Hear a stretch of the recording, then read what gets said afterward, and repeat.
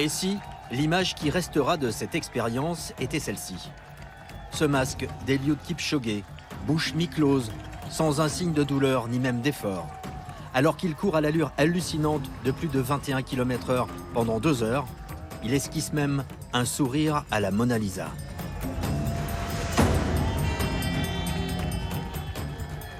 Il n'y a rien qui se dégrade mécaniquement. Non, quoi. toujours stable. Une impression de grande facilité. Au départ, j'ai dit, c'est fini. Il va le faire, c'est sûr.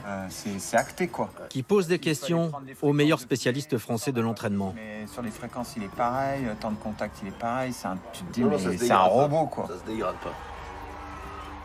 C'est pour moi une exhibition.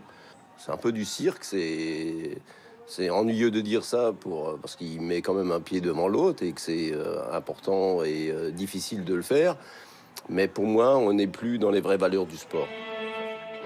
Les scientifiques du sport, comme notre consultant Pierre Salé, notent les innovations de cette expérience, tel ce fameux V aérodynamique des lièvres. Mais ils marquent aussi des réserves sur l'environnement médical de Kipchoge. Le positionnement des athlètes dans la stratégie aérodynamique, qui est complètement différente avec les 2 athlètes à l'arrière. Ça fait gagner quelques secondes, c'est sûr, par kilomètre. Donc, mis bout à bout, ça fait beaucoup. Et dans les éléments négatifs, le manque de communication autour des éléments médicaux. C'est-à-dire qu'aujourd'hui, on connaît son team, mais on ne sait pas s'il a un médecin, s'il n'a pas de médecin. On ne connaît rien de ses données biologiques. Il n'a eu aucune communication sur des AUT éventuels, sur des médicaments qu'il pourra utiliser. Et là-dessus, c'est le blackout complet. Selon nos informations, le Kényan a tout de même subi plusieurs contrôles antidopage durant sa préparation.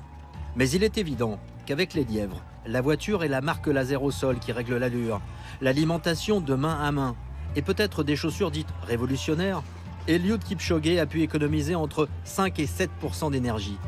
Énorme à ce niveau. Une performance autant technologique que physique, voilà pourquoi sa référence, c'est la NASA. Pendant 2 heures, nous avons marché sur la Lune.